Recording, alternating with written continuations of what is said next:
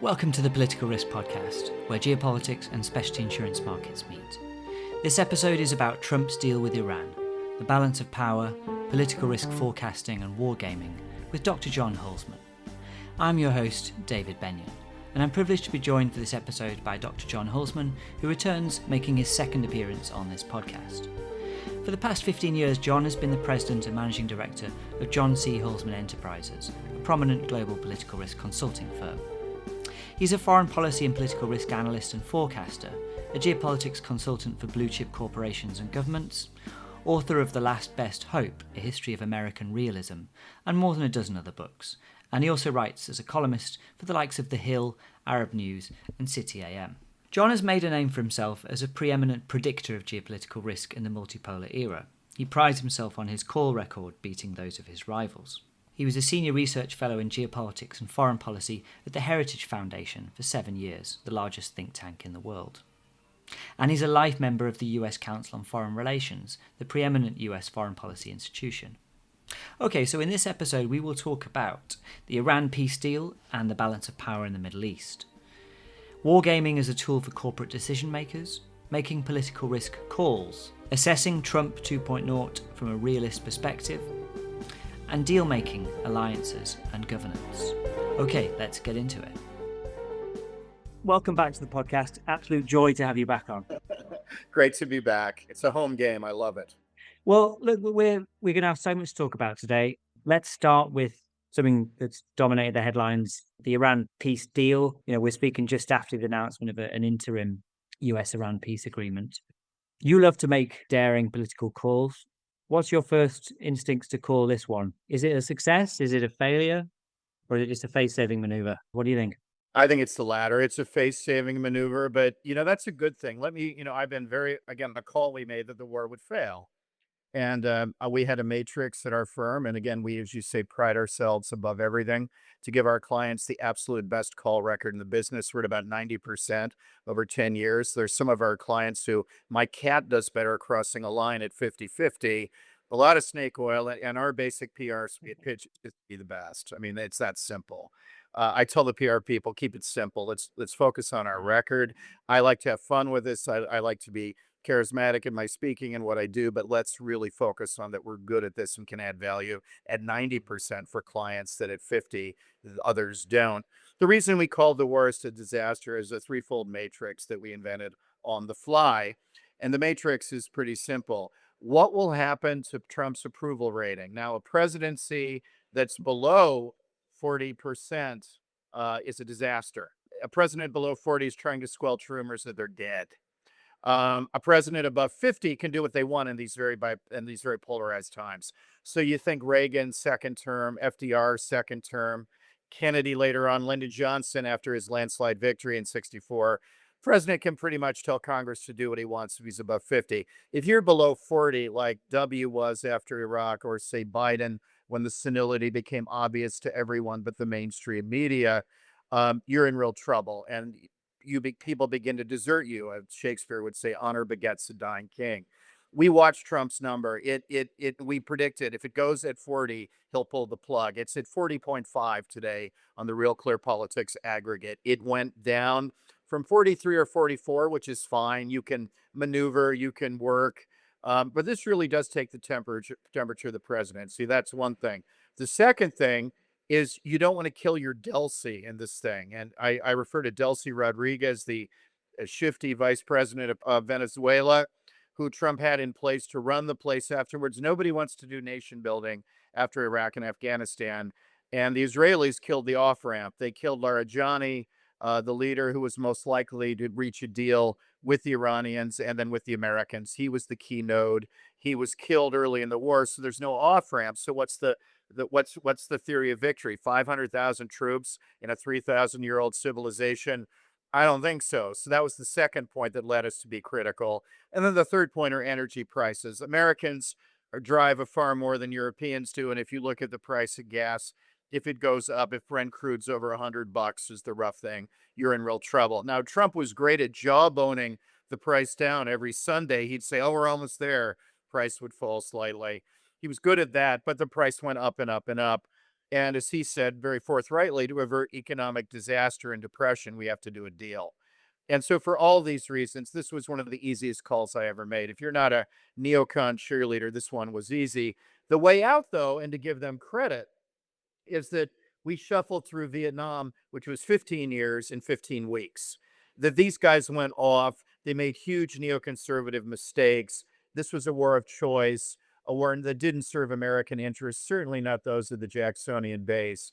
But he shuffled through a 15-year Vietnam agony in 15 weeks. At least these guys knew enough to stop. And that is not an insignificant thing after the forever wars of Iraq and Afghanistan. Let's remember, Trumpism, don't buy, I'm sure you've had people on say how incoherent this is. That's what lefties always say when they don't like someone who's coherent on the right. Trumpism is coherent. I can name three things we all agree about as to Trumpism that the base would agree and your listeners would agree. One, you don't fight stupid wars, forever wars.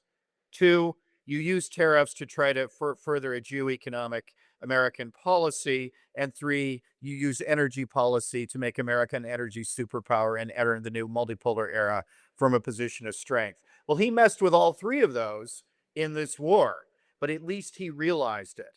So I Yeah. do give them credit for coming to their senses, and also elements within the administration like J.D. Vance, obviously never for this or around to pick up the pieces. But no, this is face saving and it should be applauded. Where does it leave American power in the Middle East? I mean, I think ironically, and again, Bismarck would say, "Why does America do well?" He said, "God protects drunkards' children in the United States." Luck, luck, in a pretty good position. China has proven it's no ally of Iran. Remember the neocons saying there's this axis of autocracies, Ferguson saying we're all going to band together. That's the way to get around realist interests. If you believe everyone is equally bad, like Spectre in a James Bond film, you have to intervene everywhere all the time, all at once. Of course Yeah. you do. It's a way to be a neocon. It's a way not to talk about interests. Well, China proved they're realists too. They weren't going to do very much to help Iran. They're not an ally in the sense that we Mhm. talk about NATO. They broadly are an anti American force in the world, that they don't like America throwing its weight around, sure, but that doesn't make them an ally in the sense that neocons Douglas Murray Ferguson were talking about. They're just not. And they proved it by not helping them. So I don't really worry about China. What is going to form, though, which is good, is that we're finally going to go back to the national security strategy, which was the most brilliant realist thing. I was happy, Dave, for maybe 5 minutes, where finally, after 20 years, we have a security strategy in place that's realist in orientation. The number one priority is our hemisphere. Number two is the Indo Pacific. Number three is Europe. Number four is the Middle East. And everything else is number five. Very clear.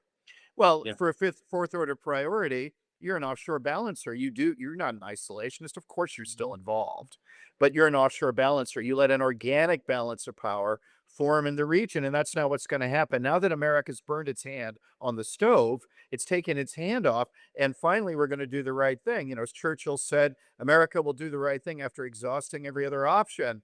I mean, it does point to our analytical cluelessness, but also to our pragmatism. Now we're going to go to an offshore balancing place where we're only involved if someone runs the table in the Middle East. Nobody can run the table. There are only 9 million Israelis. Everyone can drive an F-16. It doesn't matter. There are not enough of them to do anything. Turkey is a significant player. They won the Syrian civil war. In effect, neo-Ottomanism of Erdogan, as they looked away from Europe and toward the Middle East, has been a great strategic success.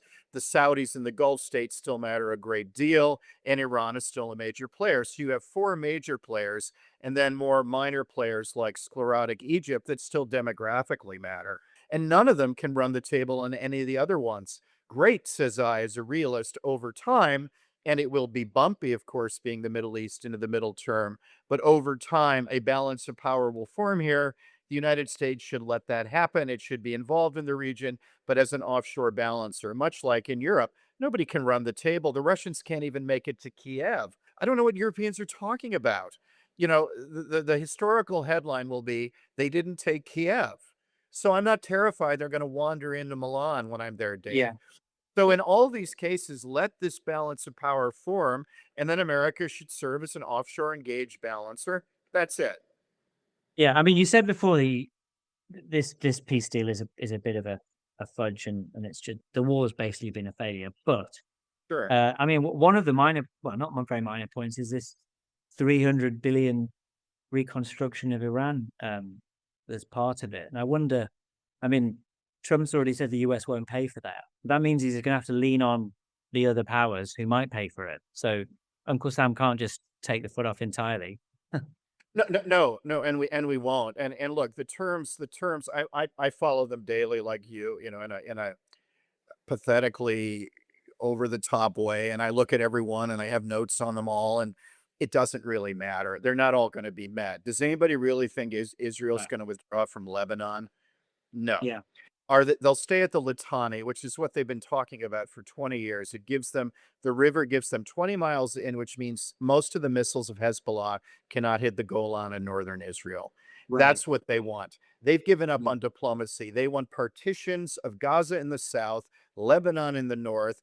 If the Lebanese army proves capable of keeping out Hezbollah, sure, they'll let them in. And then if they don't, they'll march right back in. It's the Middle East. It's life, Dave. It's very unsatisfying, but it's better than nothing.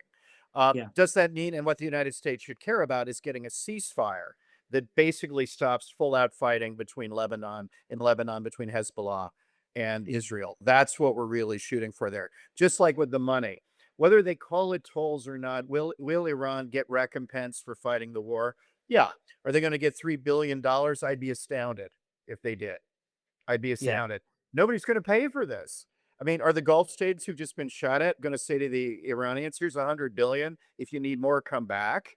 I don't think so. The Americans aren't going to pay for it, as you said. Trump has rightly said, but they are going to get access to some of their frozen money, which amounts to significant amounts of change.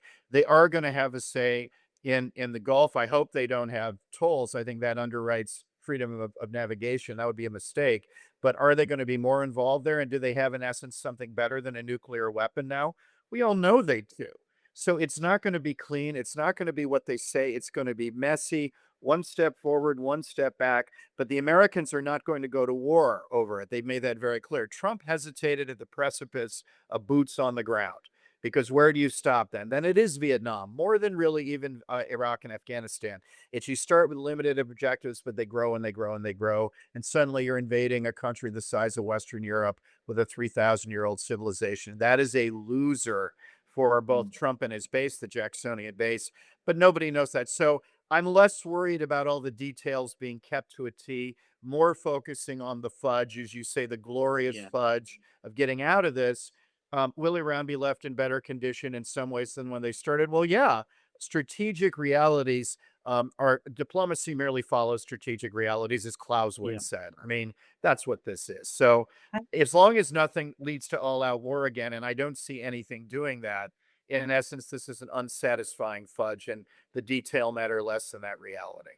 So managing that fudge then, um, Israel is a problem in terms of trying to rein in some of what Netanyahu's administration might want to do. So Yeah. how much daylight do you see between uh, the US and Israeli administrations? Uh, on Tremendous amount, more and more. I mean, the revolutionary power, if you use realist terms, over this deal is Israel. They're the ones unhappy with the deal. Everybody yeah, else can live with the deal, ultimately, in one way or the other. Israel don't like the deal because Israel promised, and remember, Bibi has an election coming up, one that I think he's likely to lose. And mm, then it's time to get indicted. Now, I love it in Israel. The corruption is so small bore. They give each other bottles of champagne. I feel like I'll write you a check, guys. Just pay for it. I mean, it's ridiculous. Even Olmert. I mean, I'll give you access to an apartment somewhere in Jeru. Who cares? But they seem obsessed by it. That they're endemically doing this on all sides. And Bibi's in real trouble. I mean, if he has to go to the courts here, Lapid and Bennett seem very unified, and Eisenkot staying out of the coalition against Bibi, his numbers have actually shot up further. He's likely to go along with them because they all agree on one big thing, which is part of Israeli political culture. When you don't keep the security of Israel, going back to the October barbaric attack on them, we saw what the world would look like if Hamas ran it for a day. Horrendous. And in Israel, that's about all they expect the prime minister to do. I mean, even Golda Meir and Moshe Dayan, who won the 73 war, there were a couple days of shock there where they weren't winning. Because of that, Moshe Dayan, the greatest military hero in the history of Israel, had to resign. And he knew he had to resign once he smited Sadat and the Egyptians. He then resigned. It's Bibi who's not behaving in character. Bibi obviously let the side down from the October massacres. He's trying to get out of accountability. And the one thing that unites all the other groups is we want to have a commission that holds people accountable for the October attack. That's the glue binding them together. And of course, the answer to that is Bibi. Everybody knows this. Are you making it effectively a new call here? Is this one you've not made before that BB's going to We have lose not the made next it. I'm election? willing to make this, Dave. I think Bibi loses. I think Okay. Bibi Okay. loses. And he is the Harry Houdini of Israeli politics. It's a tough call, and it'll be a Yeah. close election. And Bibi is the magician of survival. I mean, weirdly enough, he and Erdogan, who hate each other, are the two great survivors of the region. I mean, it's extraordinary, their survivability, their unscrupulousness, but their in survivability. They are Harry Houdini to do it. But my call would be, yeah, he won't survive this. He knows that, and he's giving Israel now, with all this already happening, a minimal outcome. He promised them, as well as Trump, the end of the Iranian regime. I mean, this is his bite of the apple. And he certainly hasn't gotten that. And worse, there's no daylight with the Americans because they can read the numbers. The Democratic Party's utterly lost to Israel. I don't know if your listeners follow this to this extent. Internal American numbers, Democrats overwhelmingly see Israel as the problem in the region, not the solution. But Republicans under the age of 50, and I work with them all the time. I try to be a prophet to the kids, Dave. And they're all much more Annie, I'm somewhere in the middle. I think Israel is a difficult ally we have to rein in. This is my realist view. Everyone older than me is like Mike Huckabee. They have some quasi weirdo religious view that Israel is, in essence, the 51st state. I think that's insane. And Israel has been leading American policy too much. I agree. But talk to the kids younger than me in the party, and you see 60% of them anti Israeli. So Israel's attitude to this is not to fix the problem, it's to get everything they can now. That Trump is the Right. last bite of the apple. And I think this is a disaster. I think this is a policy disaster for Israel because all they've done is confirm the kids' view. Look, they are running our foreign policy. Look, we're fighting a war of choice for Bibi. I agree with Mm, them. Trump has said mm. as much. And this is a calamity because it's confirming everybody's anti Israeli feeling. Israel and the United States, after this war, will never be as close again. Part of that's just demographic. Then Mike Huckabee's more likely to die than the kids who work for me. And everyone under the age of 50 reads the American Conservative and says Israel is the problem, not the solution here. And this war has made people like me in the middle very, by the old standards, anti-Israeli. I think they're the tail that wagged the dog. And look what's happened. I don't ever want to let anyone as a realist dominate American foreign policy. I'm a one nation Disraeli Tory. American interests are all that matter. Anything that skews that, Greek lobbies that make the Democrats too pro Greek and not Turkish enough, I have exactly the same view of. The Black Caucus that cares about West Africa when it doesn't matter, do that. But Israel does that too. They're part of this. I don't want anyone skewing anything from an America first foreign policy. Let's talk about some tools for decision makers. So wargaming. You've spoken about wargaming quite a bit as part of your firm's work. It interests me because it's not the same as scenario analysis, which a lot of firms have a lot of experience of. Explain wargaming. What's your approach to it? Have you had some enjoyable war games you've run with I love corporate clients recently? I love them, and I have. We've played about 130 war games since the firm started, and I give myself this much credit. This is one of these happy accidents that happens in life, and I didn't plan it at all. But at least I know a good thing when I see it. I give myself that. And what we did when I was a think tank guy in Washington back in the day, 20 years ago, the greatest honor in a think tank would be to be invited to an NSC or CIA war game where they would play intensively and they handpicked the best people. I mean, the Brzezinskis, the Kissingers of the world. And you would sit with these 100 or so guys, and for about a week, you would aggressively war game out a scenario. That was scenario, but then it would be built, and the timing was the key factor. That's the key difference, that you don't have endless time. And back to the comment about the calls and some of our competitors, the key thing we give clients is time to adjust, time to see what's next. Wargaming, uh, does things in real time. After the fact, everybody can say, well, the United States shouldn't have incrementally got involved in Vietnam. What's missing from that utterly correct comment is the time pressure that Johnson was under. And if you leave the timing out and the changing factors out and don't experience it in real time, it's very easy after the fact to say things. Wargaming makes you do things in real time. And so what I did when I played these games and what you were given, and we've adapted this, we give corporate clients two pieces of real world information that make the game real, which is the highest compliment you can have for a war game. Is it real world? Does it approximate the reality of the world we live in, Mhm. particularly regarding timing? I would play for every country. I would give them the last 6 months of the country, just the facts map.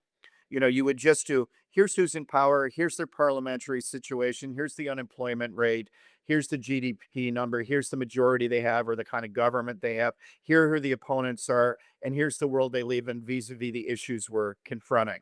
That's what I used to write for particularly dense congressmen and senators when I worked at the Heritage Foundation.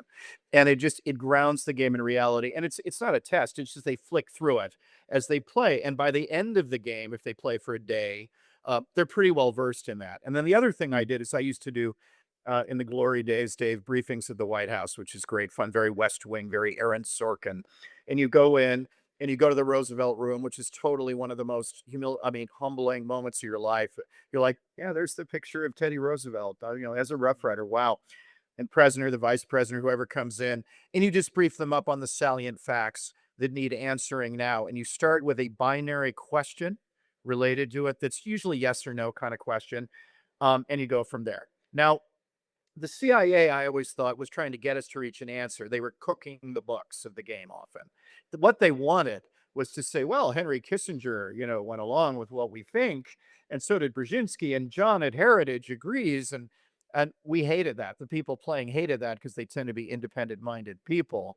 And so we would subvert their games. And I used to think, boy, if I ever run my own firm, I'm just going to play a game where I don't care what the answer is. I care about the why.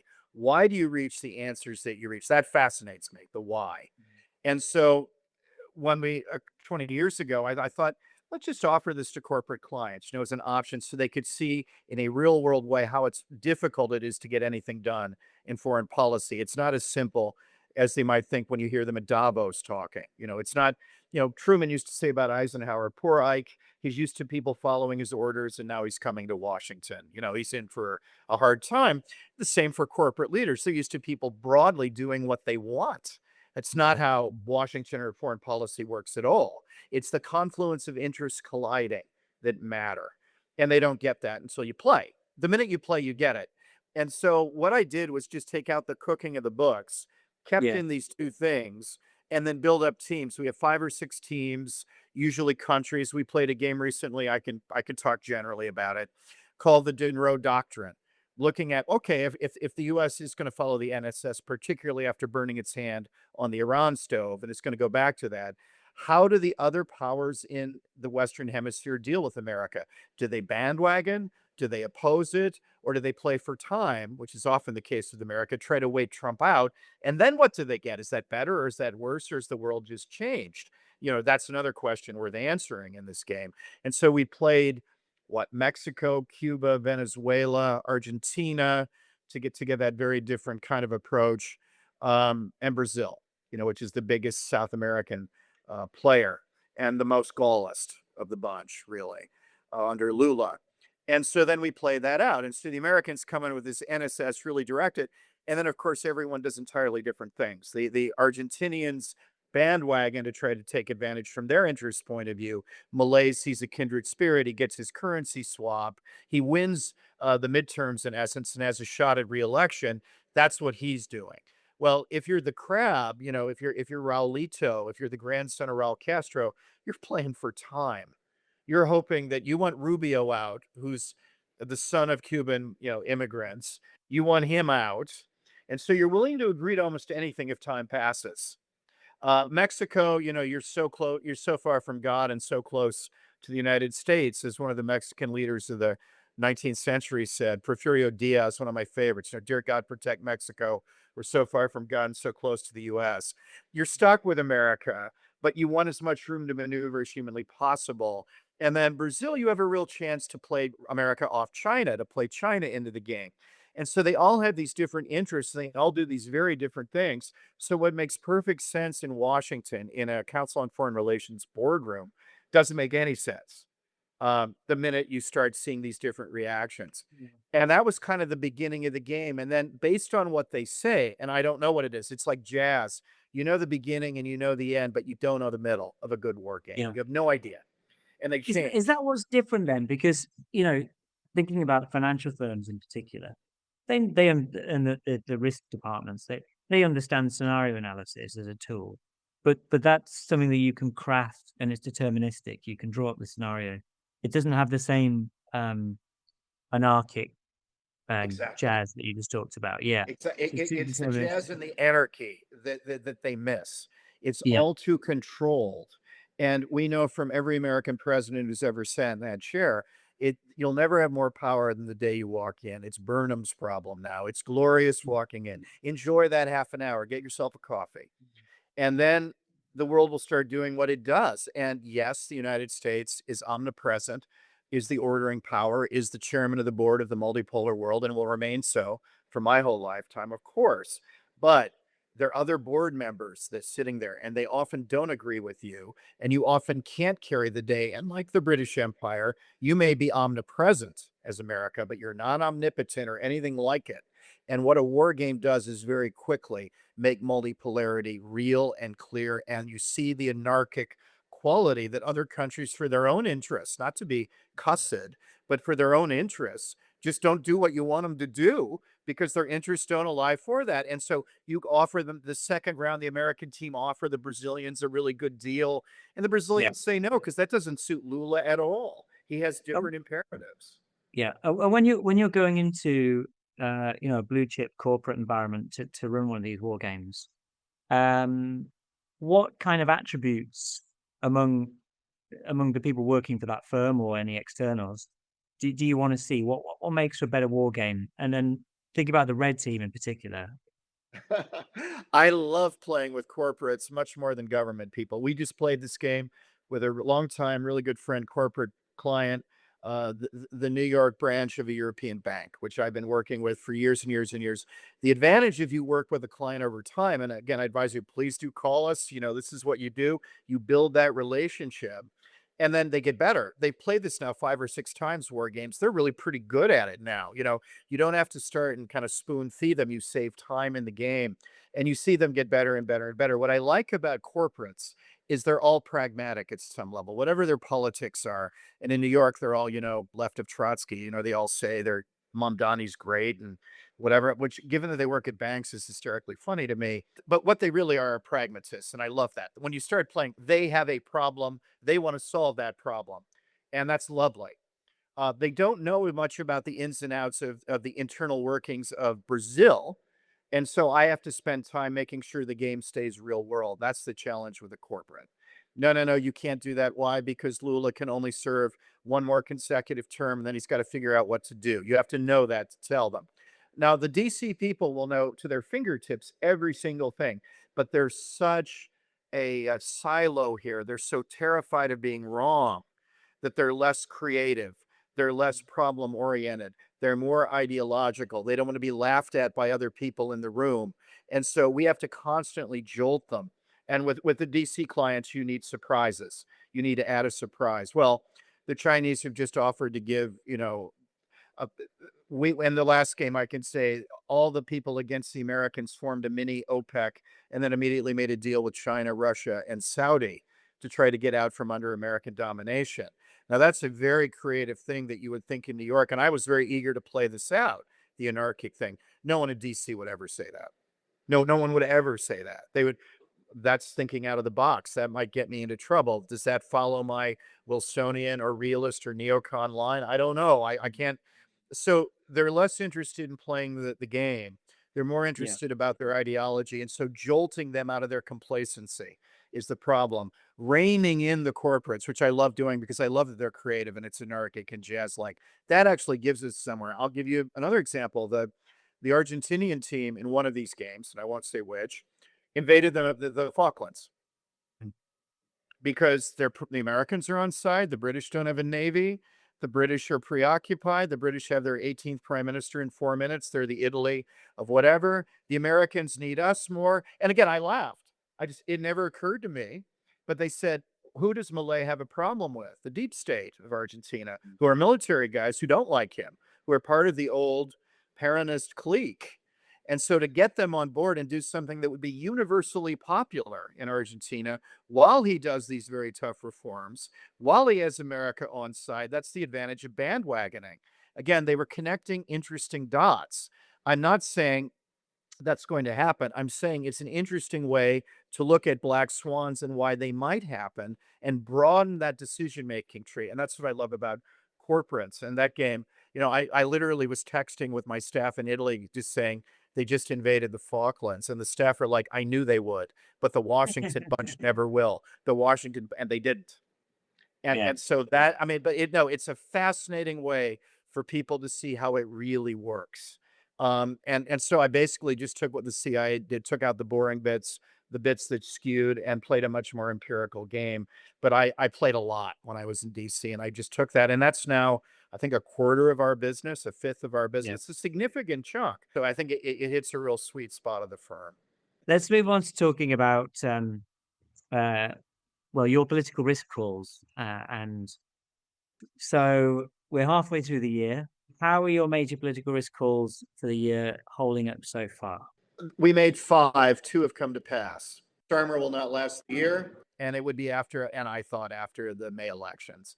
Now, at the time, that was less sure. Again, you have to go back to the timing. Now, all the people I mentioned would say, well, of course he's out. They didn't say that in December when we made the call. That's the key fact. That's the point. After the fact, they're perfectly plausible, but that's not scientific, empirical thinking, analytical thinking that helps clients in the world. It's easy to say Trump would win after he won. Try saying it before he won when we Yeah. did. We also said Biden would win. We also said Trump would win the time before. That's adding value. We got Starmer. We said Takeichi on a positive note would reinvigorate. That's a better call, even that she was at 40 some percent, but I knew that she was the heir to Abe. I've been following her my whole career. She's in charge of the largest faction through Abe within the Liberal Democratic Party, neither liberal nor democratic nor a party in Japan, but they're the largest faction, and that she would use that in nationalism, pick a fight with the Chinese. Her popularity would shoot up. She'd call an election and win. That took some thinking. And we got that right. She did exactly that and is the next significant prime minister after Abe to matter in a long term way. That this is Japanese culture, Yeah. which we follow. We spent a lot of time doing history, Dave. It's our secret sauce and culture. And in Japan, you have a series of colorless 1 year people that are a trivia question. And then every once in a while, a big one like Yeah. Abe, like Kaozumi, like Suzuki, like Kishi, Abe's grandfather. And she's the Mhm. next big one. So we got that right. I'm proud of that one. The three to go are the midterm call, where we say the Democrats will take the House and the Republicans will retain the Senate by a whisker, either 51-49 or 50-50. Vance might have a real job coming up that he has to break ties. So the Republicans will just hold on in the Senate. The House will go Democratic.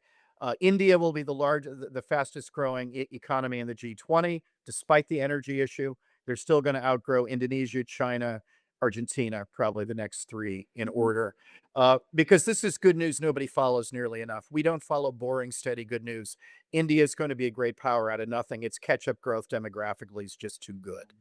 And if you run it moderately well, and they are. The BJP is being run more than moderately well. I mean, Modi has made his great success, weirdly enough, of coalition government. Who'd have thunk it? But he's very good at it, winning state election after state election, and doing enough to grow at 6 to 7%, which is more than enough to keep people happy. India in a generation will be the next superpower. And we've been saying that for 20 years. We wanted to highlight that. It's going to lead the G20. Nobody talks about it, and they should. While Europe struggles to grow at 1, India grows every year at 6 from a low base. This is important for investors in the long run. And then the last one, back to Starmer in a way, that all the major European leaders, with the exception of Maloney, who proves the rule, all the establishment Europeans, including the UK in this, will be in second place. None of them will be leading governmentally at the end of the year, meaning uh, the CDU under Merz will be behind the AFD, meaning Macron is less popular than Charles Manson, and Bardella is, in my mind, set to be president of France. But certainly the Macronistas are eclipsed. In Spain, Sanchez, corrupt, inept, holding on only with separatist support. He will be behind the PP, which will sign a deal with Vox. Starmer will be behind reform. That was an easy call. I didn't know he'd also be level with the Greens and behind the Tories. I mean, that's quite exceptional going. But in Germany, France, Spain, and the UK, the establishment would be losing because they're not solving three big problems. It's structural. This is the advantage we give to clients. Ground it in realist structural thinking. The Green New Deal and the self-harm that European energy costs are 3 to 5 times greater than America. Europeans aren't 3 to 5 times smarter than Americans. Unfettered, unassimilated immigration. You can't call someone a racist when they see the changes going on. And people aren't voting for these changes. And you can't just say they're wrong to see their world change before them. You can't say that. They are changing. And this is maybe an elite project, but people vote over and over and over against it. And you can't ignore that and be popular and win in a democratic society. So the self-harm of Ed Miliband importing Norwegian oil from the North Sea, which is insane, unfettered, unassimilated immigration, and growth rates below 2%. And I say this, Dave, that betting against Europe has not hurt my risk call record over the last 20 years. It has not hurt my professional standing except to cheerleaders and wishcasters. Everybody else loves that we call this correctly. I will give my salary this year if Europe grows at 2%. I say this every year. It never will. It never Yeah. will. 7 times the regulation of the United States, which is too regulated. I'm a good Jeffersonian. Too much regulation in America. Europe has 7 times the regulation. Tax rates that beggar description. I'm apologetic to my wife, who's Italian, when she pays her taxes. I don't know why she gets out of bed at the rate of tax she's paying. It's outrageous. I mean, and the services are not that amazing, guys. Yeah. Trust me. And So then, congratulations, but I should say oh, your thank you. recent marriage, yeah. Thank you. Thank Yeah. you. No, thank you very much. But these are the big three. Until someone in power addresses anemic growth, unfettered, unassimilated immigration, and the self-harm of greenism, they will keep losing. And people will be shuffled through till someone addresses that. And so this is an easy call. At the Mm. moment, we're ahead in all five. I don't have any reason to doubt them. The only hiccup of any kind has been India because of energy costs over the Iran war. That India, which is so energy poor, so energy thirsty, has to some extent run into difficulties over having to ration, as Modi forthrightly said, energy. They're still gonna clear it by a ways, but it's closer than it would be in a normal year because we didn't foresee the stupidity of the Iran war. But frankly, on those five, we're going to get them all. One of your consistent arguments has been that the US should prioritize its own hemisphere. Think about Indo-Pacific. That's where all the economic growth and strategic importance is going to be for this for the next 100 years. I Yep. understand that. Europe, the Middle East, these are second or third order at best distractions. Um, I mean, but you said earlier, there are certain hallmarks of Trumpism that are actually remarkably consistent. Um, you previously been quite bullish before this war about, the emergence of a realist US foreign policy. Your last book, The Last Best Hope, was clearly written with that in mind, that you could turn that, there would be a more realist foreign policy from the Trump administration. Has the Iran war changed that view of Trump 2.0 as a realist project? And, could, can your way of thinking still prevail? I think it's more likely now because of this stupid mistake. And let Mhm. me explain. The staffing for Trump 2 has been much more disciplined than Trump 1, where it was a chaotic food fight. Even the Trump people who are not given to self-reflection, even they say that we didn't staff very well. Trump like generals who then turned out to be establishment Wilsonians time and time again, and he didn't notice that. My friend Fiona Hill, who went to St. Andrews with me, but if you talk to Fiona, she's left of Arthur Scargill, and he put her as head NSC director for Europe.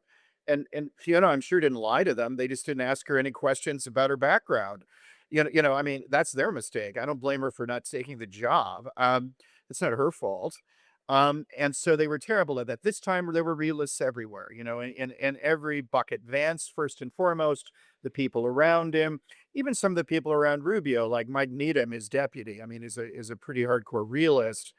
Bridge Colby, the undersecretary for policy at the Department of War, running the show. I mean, these are all, and so I was happy with the staffing and things looked great.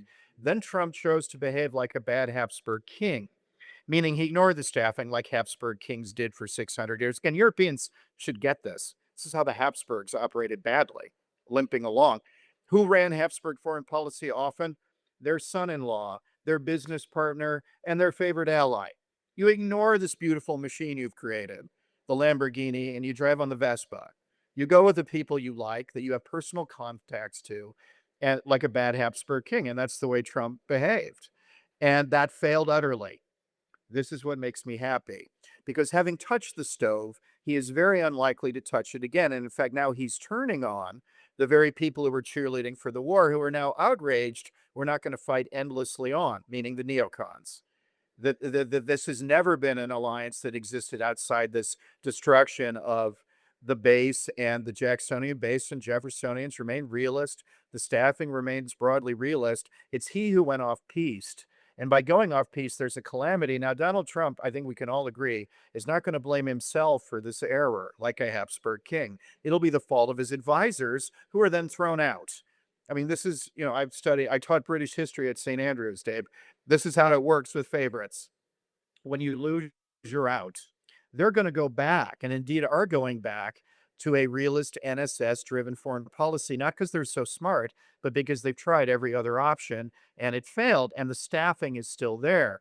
And now, Yeah. worse for the neocons, they're picking a fight with him, saying, you didn't give us the promised regime change in Iran. You're not forcing them to give up all their enriched uranium, which, by the way, lies buried, unused, and unbidden under these sites. You really think we couldn't use drones to shoot anybody who got near it and dug it out in their spacesuit? It's already ridiculous. It's already taken care of. So Trump wants to get away from this as quickly as he can. They want us to stay. So now the two impediments to Trump, in his very narrow Habsburg king way, are the neocons in Israel.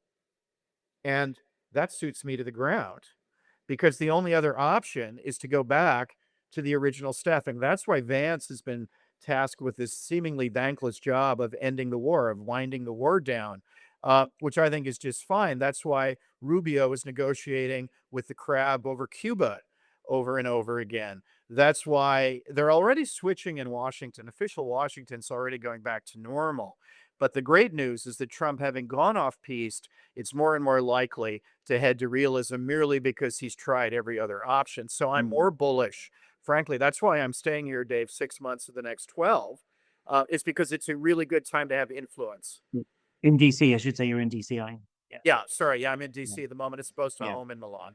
Trump's foreign policy relationships, everyone knows this, that they're transactional. Yeah, there are some hard to quantify medium-term costs to that are, as opposed to the short-term deal, announcements that he likes to trumpet.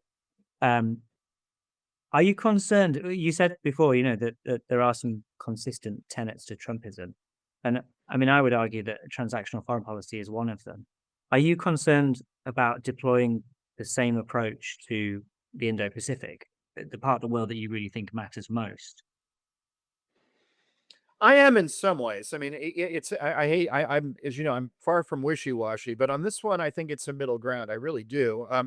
I think India has been very badly handled. I think India is the obvious thing to do more with, for all the geoeconomic reasons, for firms that I talk about, but also it knows that China is the enemy in the region, the revolutionary power, the only country that can really upset its success story. So it's naturally banding with the United States through the Quad that Abe set up, but also through much closer ties to America than ever before. India, to me, when I run out of positive things to say at a meeting, I mention India. I always, because it's such a positive, easy, low-hanging fruit for America. And yet Trump has screwed this up to some extent. I mean, not irreparably. And there will be a trade deal coming up. I think they'll get there slowly. They are. Trump said nice things this week about Modi, that he's tough. That's a compliment to Trump, and that a deal's on its way. And I think when I hear both sides, the deal is on its way, just very slowly, very Indian, very slowly, very verbose, but we'll get there. But I think that he's overvalued Pakistan at the extent of India. He likes guys with military uniforms. His favorite junta leader, in effect, is Field Marshal Munir of Pakistan, who basically runs Pakistan behind the scene, runs the deep state and the nuclear program, certainly, and the Pakistani military. He's very taken with him.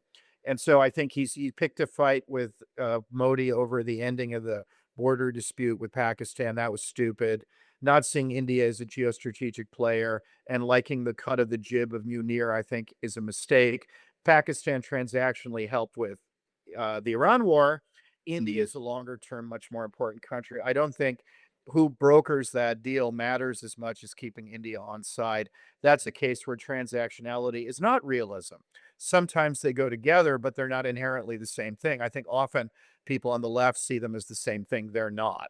But I think that's been screwed up by his transactionality. On the other hand, forcing people like Japan to move ahead and double defense spending. I mean, I think you have to put that down to Trump. I mean, the threat of Trump can be very, very useful. Like Nixon said, the man theory, overplay the histrionics, overplay the leaving. Trump must have been the worst high school boyfriend ever. I'll only stay with you if you do this. And with Japan, it certainly worked because they also know that America is the only game in town for them. And so they've doubled defense spending, done a lot more with South Korea that you wouldn't have even thought possible a while ago. So there are times when that transactionality, I mean, for all the Europeans laugh about Trump, would we really have gotten the trade deal that we got with Europe if Trump weren't in charge? They love Barack Obama in his beautifully suited, beautifully crafted paragraphs, and he accomplished absolutely nothing with Europe, nothing. He asked politely, could they do more? And they said no. And then he went home. Trump's not going to put up with that. I mean, the Senate Obama is the most overrated statesman this side of Angela Merkel. I mean, so I like that he's tough with Europe. I like that even though they hate him, they signed the trade deal. I don't really care if they hate him. Right. I lived in Europe, Dave. For a lot of my adult life, I'm aware of what Europeans think about America more than most people, I would imagine. And guess what? At least he got them to spend some money on defense and Yeah. actually, in real world, do a trade deal that benefits America. So yes, there are times in the medium run where you needlessly provoke people. I agree. India is a great example. But there are other times when I really like that Trump does that. Otherwise, we'd all be talking about how polite he is and nothing. I'd be going to meeting after meeting for my sins and nothing would happen. Well, I think the only other example I'd want to bring up would be Taiwan, because some of the words that have come out have been, I think, unhelpful. Because that if you lose, surely nowhere else matters most in terms of holding the I line agree. against China. I know Taiwan is the Berlin of the new Cold War. It Mm. is. And you're right. And So it's not, but he's it's not so worth eager to losing that for the please. sake of for the No, sake and of trying to move some semiconductor production to the US. and again, that we don't need and we don't want to give them our top end. I'm even worried about them giving our second best stuff with NVIDIA. I think that's a mistake. Yes, you have to reach some sort of modus vivendi with China. Of course you do. But that shouldn't be the priority here, driving what's going on. The priority is that we're in a really good position in the Indo-Pacific. Who, again, everyone forgets this, cheerleads for China. I read The Guardian, every day and then want to stick a fork in my eye. But the thing that they constantly miss are alliances, that China has no allies. Their only ally is Kim Jong crazy, the Bond villain that runs North Korea. I'm not sure I'd want him to be my ally and certainly not date anyone I know. He's their only ally. Good luck to them. We have serious allies in the region: Australia, the Philippines, Japan, India, ASEAN, the Southeast Asians. That's the advantage. The geostrategic advantage of the first island chain are all these countries, for their own interests, from their own point of view, would rather side with the United States than China, that don't want anyone messing with what's going on. And so that's Yeah. an important point. So sticking with the way that the Trump administration does business, looking at governance risk within foreign policy decisions and deal making, there are plenty of allegations, conflicts of interest, suggestions, politically connected business deals. I mean, you're in DC at the moment. Questions about private enrichment becoming part of how power works in Washington. I mean, that, I'm assuming, should concern you a lot. How It does. seriously should clients take all of that? Is as a risk factor for the United States? I think they should. And let me say, it's bipartisan. The problem with DC It's corruption in plain sight. And this is I being back. I remember that was one of my bon mots when I left, and it's totally right. It's aged even better. I think of the young me saying that, and the young me I would have bought a beer for. He was right. Um, Nancy Pelosi made 500% on the stock market because insider trading isn't illegal in Congress. Imagine that. Certain forms of knowledge that you gain ahead of an IPO aren't illegal. So it's Mm. not that they're breaking the law. And literally, they're funds that just track what Pelosi invests in. And it's a 500%. I've met Nancy Pelosi. She's not a financial genius, to put it mildly. I've never known her to meet a deficit she didn't like. Um, this is a woman who's used her insider knowledge to enrich herself. Not illegally. I'm not alleging that. It's still immoral. Americans still hate it. And it still skews what goes on. Of course it does. Of course it does. It's corruption in plain sight. The fact that Jared Kushner, the president's chief negotiator and son-in-law, ran a hedge fund where he got this is not illegal. Again, this is you can read this. This is I've looked at the papers. He got a $2 billion investment from the Saudis for the hedge fund. Of course, that affects how Kushner looks at things. Now, you can argue, and one should, we don't want people like Oliver North, who did Iran-Contra, who've never left the country and don't know anything about the rest of the world. But we don't want people so worldly and corrupted by the rest of the world that they're not thinking in an America first way. And that's true whether you be Pelosi or Kushner. Every single time he says things, even when I like things he does, like the Abraham Accords, which turned out to be, I think there are real limits to it, but turned out to be an interesting shorthand thing. It was much laughed at the time by the left and actually amounted to quite a bit. I still wonder what his motivations are. Even when he does something right in realist terms, I wonder if that's the reasoning. How can I not but wonder when 2 billion Saudi dollars went to fund your thing? Of course, that's got to be a factor in his mind. I don't believe that people can leave that all at the side and then somehow move on. And that's what people who don't live in DC get wrong. It's not an Oliver Stone movie. It's not Macbeth.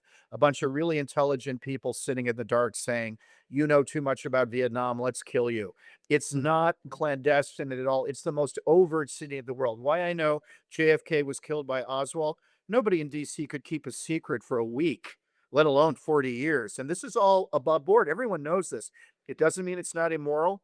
Doesn't mean it's not corrupt. I'm saying it's not illegal. It ought to be illegal. All this ought to be illegal. But does it impact how these people make decisions? Yes, it must. And you have to factor that in, which is why we have, in effect, a muckraker in the office who follows this and sits in the room with me during meetings. And his job is me to lazily point at him and say, what's the background and biography of these people? Are there any ties to any of these issues? And it's a fact that we take on board like every other fact. I'm not saying like Oliver Stone would, it's the overriding fact every single time. Of course it's not. That's naive too. That's silly. That's monocausality. That's not true. But does that impact everything they do? Of course it does, Dave. And it's a Yeah. huge thing I worry about on both It's a sides. very It also, realist if we're perspective on it. Yeah. yeah, and as a realist and a Jeffersonian, we're just up on the 250th, Dave.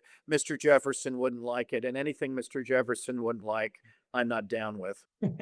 Look, John, it's been an absolute pleasure. It always is chatting to you. So thank you very much for taking the time. Listen, Dave, great fun, and keep doing your good work. No, thank you. You too. You too. Okay, that just about sums up this episode. I'd like to thank my superb guest, Dr. John Hulsman. Do go and find John's Substack, where you can listen to his own wonderful and quite varied podcasts. And of course, you can find his books, columns, and articles online too. Thank you for listening. Do tell your colleagues about this podcast. Like, subscribe, leave a review, all that kind of good stuff. And of course, please do tune in again. I've been your host, David Benyon. Production was by Ned Sedgwick, and Lawrence Durkin made the music.